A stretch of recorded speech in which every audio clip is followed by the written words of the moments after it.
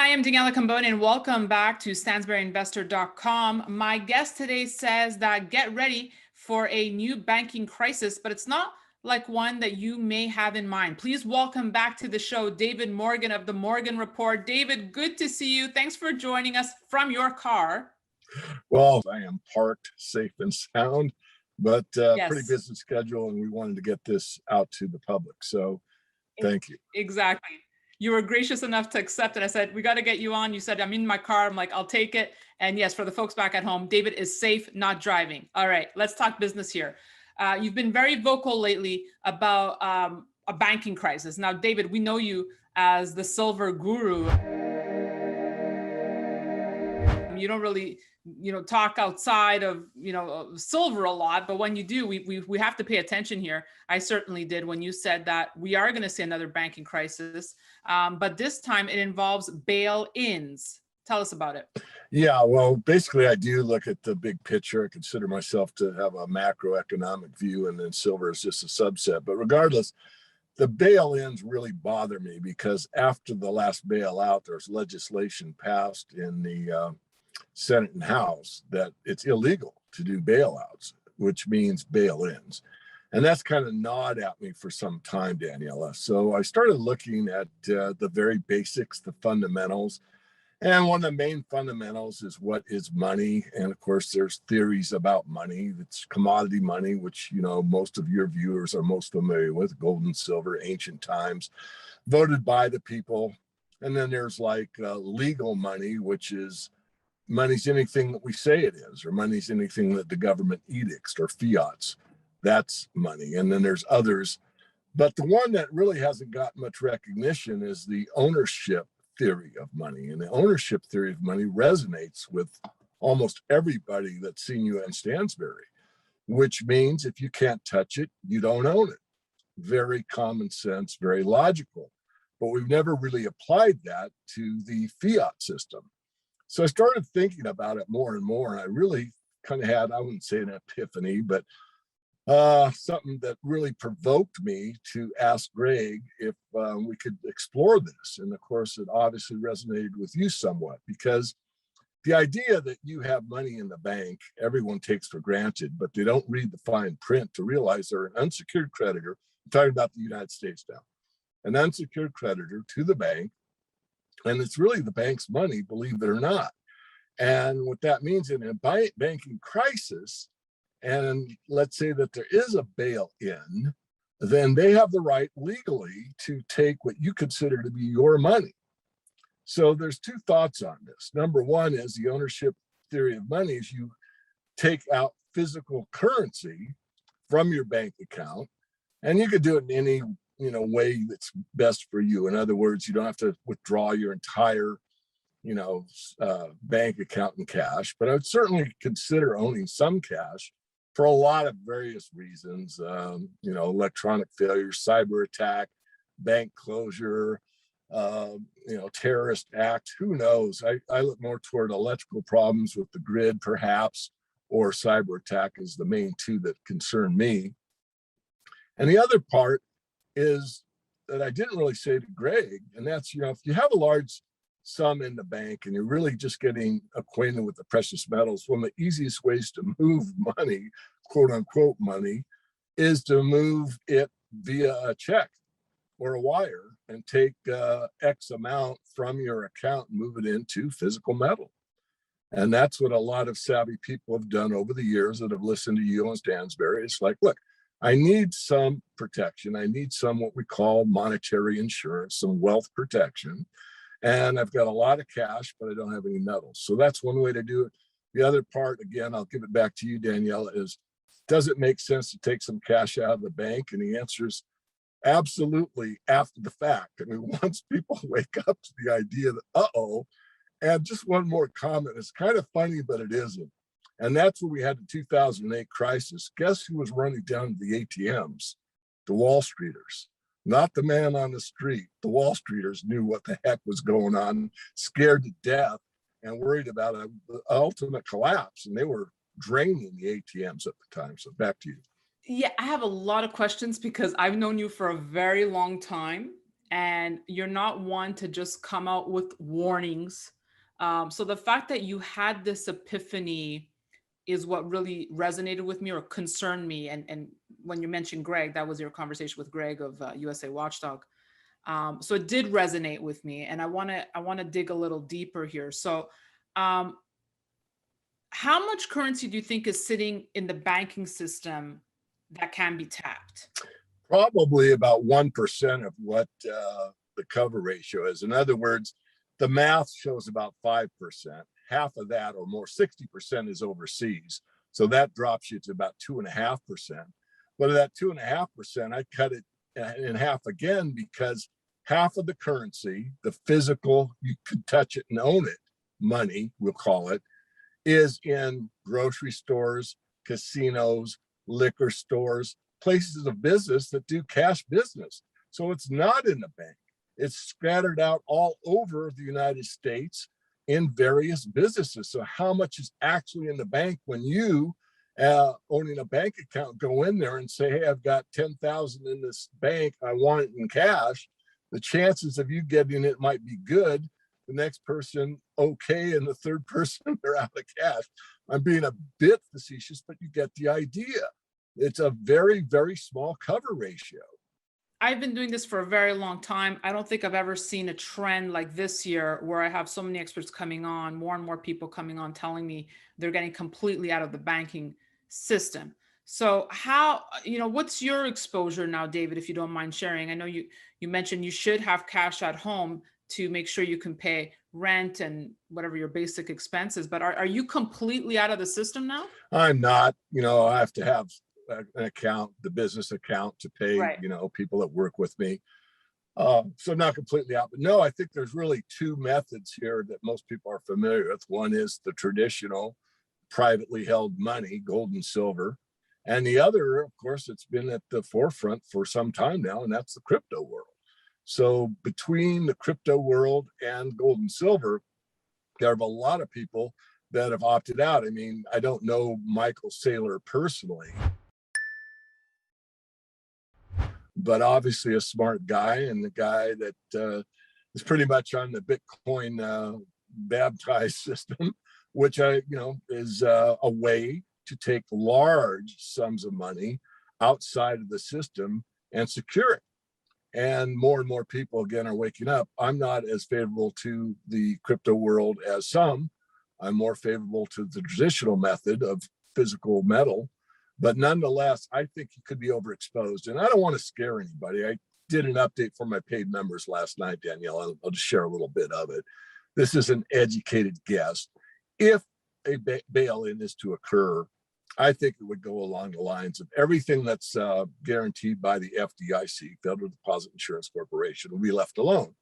And for U.S. people, that is $250,000. So that's a fairly good sum of money. It's a pretty tidy sum. Most Americans don't have that sum, and some have more than that. So the bail-in would likely go anything above 250,000 gets bailed in, and anything below that isn't touched. So that's my take on it. David said it. Does that make it true? No. That's my idea about it. But I want to keep people calm. I don't want people to think they've got, $12,827 in the bank, and during the bail-in, it's all going to blow away. It won't. I'm 99% sure it won't. But for those that got to me in March, I'm going back to the start of the illness, Daniela, if I could digress just for a moment to make a very important point. A lot of people called me in March 2020, a lot for this caliber person. David, I've got $1 million in the bank. David, I've got $2 million in the bank. David, I've got $4 million in the bank. I have never bought gold. I'm very concerned. How do I do it? I'm brand new. I don't want to make a mistake. Can you help me out? Never had that quantity of people in that position during 1 month period in my life call me up and say, I'm really concerned about how much money I have in the bank. I want to do something about it. Can you help me? I can second that. I've been getting a lot more calls about that too. People new to the precious metals and don't know how to start or buy. And I'm not an advisor like you are, David, but hopefully I can help point people in the right direction. That said, when you say it's not that your money will just disappear, I guess when you're talking about a bail-in, what I imagined when I first heard about your reservations is that you just won't have access to your cash. Is it frozen in this scenario for you? I think that's the most likely scenario. I do that based on historical precedents. If you go to Argentina, for example, Daniela, what you find is that the accounts were there. You didn't lose a dime, but your access to it was limited. So for an example, you had $1 million in the bank, but you're only able to withdraw 300 per week. So, wow, what if your expenses are 5,000 a month and you're only able to get 1,200 a month? What happens then? So this is the kind of things that really concern me. So let's take it one step further here. With all the talk about central bank digital currencies, and we've been talking about it a lot here on StansberryInvestor.com, does it eliminate that risk? Is that why central banks are moving in that direction? You could make that argument. The other side of that coin is, do you accept peer-to-peer? In other words, someone is owed currency. They're not familiar with Bitcoin or Ethereum or whatever, and the person's willing to make good on their debt in a cryptocurrency, but the receiving party doesn't really know how to accept or whatever, which isn't that hard. I mean, you can get a wallet, someone can talk them through it, and they can accept it. But in a contract basis, there has to be agreement on both parties. And I can see a situation, I'm just taking the negative side of it right now, could be difficult in some instances. But that is a way, out. I mean, there's a big fight going on. I mean, it's pretty clear that the DeFi, the decentralized finance block, is getting they're really having an issue because of the central banks coming in with their cohorts in the regulatory bodies and say, we got to regulate these things. And they're seeing more and more regulation. Plus, just one step further, to give me feedback, it's what's a security and what isn't. And, I'm pretty well versed in the legal aspects, not a lawyer, but I've been in the field and I study pretty hard, that a lot of these things you can make the argument are securities, which puts it under a whole different jurisdiction or a different body of governance than most people are aware of. Let me ask you this, David. Comparing it to 08, what you envision, again, this is David's theories, David's thoughts. What's the straw that breaks the camel's back here? Well, it's the amount of currency that people are aware of. It's a psychological phenomenon more than a math issue. But with the reverse repo being in like the $1 trillion range, having to suck money in and out of the system every night, the amount that the government of the United States and others that are following that are inflating at an unbelievably unprecedented rate, and still the U.S. still remaining pretty much the strongest currency and the most trusted. It's when the trust and confidence in that breaks, and it's breaking as we speak, is when you're going to see these problems. And one of the solutions that is at law is a bail-in. Whether or not it will take place or not, I do not know. What I do know is it's my duty, my moral obligation to warn people how I see it, and whether they agree with me or not, that's their choice. And I had a very in-depth conversation with George Gammon recently about reverse repo. So if the folks out there are interested, I urge everyone to check out that interview. My second to last question for you, David. Why are you more concerned now than 2 years ago? Is it because of the liquidity that's in the system now that's way more than 2 years ago? Or why the epiphany now? Feedback, paying attention to what's called sentiment. It's the amount of people that have awakened to the truth that you can't print yourself wealthy, to the fact that there's something drastically wrong with the financial system. It's broken, and it has no real relationship to the physical economy. So the economy is what we do to eat, to live, to build, to grow, all those things that are physically tangible to the human experience.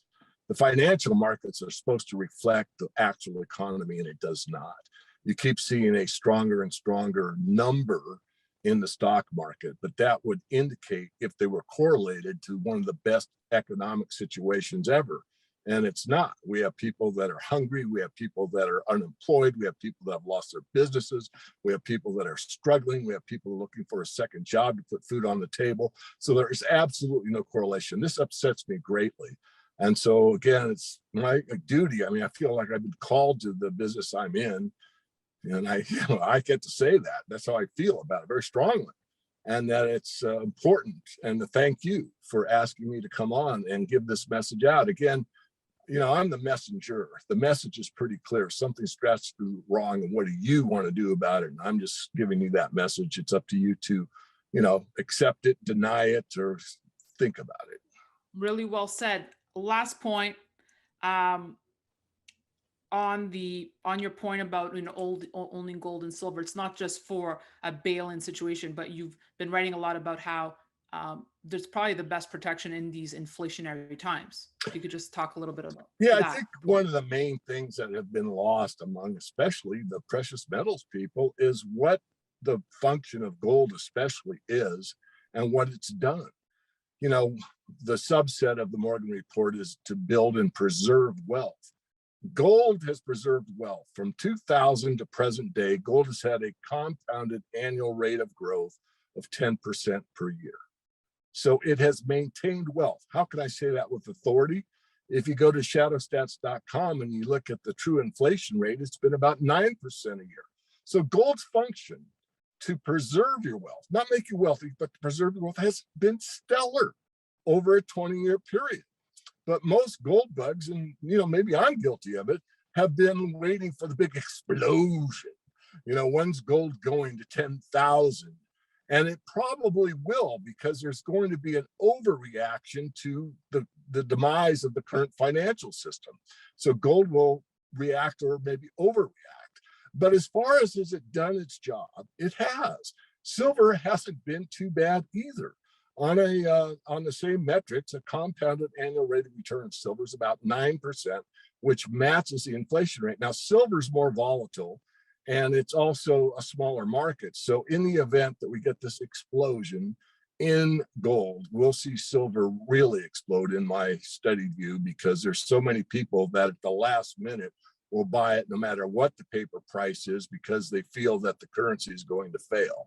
And so if it's 50 or 60 or 70 or $100 silver, they're very willing to pay that, because they're worried that we're going the way of Zimbabwe and the currency is going to have no value. I don't think that's going to happen. I think that the idea of it happening will take hold to some of the populace that will take action.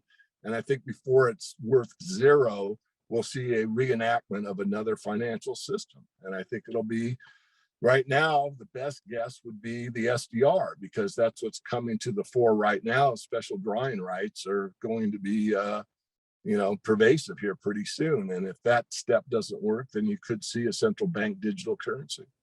It looks like it's coming sooner than later, and I'm happy. Well, on the note about silver, you saw what people were willing to pay on premiums earlier this year. Yeah, that's a foretell of what the silver market's really capable of. I mean, I don't like to see people pay high premiums, but the market's the market, and if you've got to pay a high premium to get silver, people are willing to do it.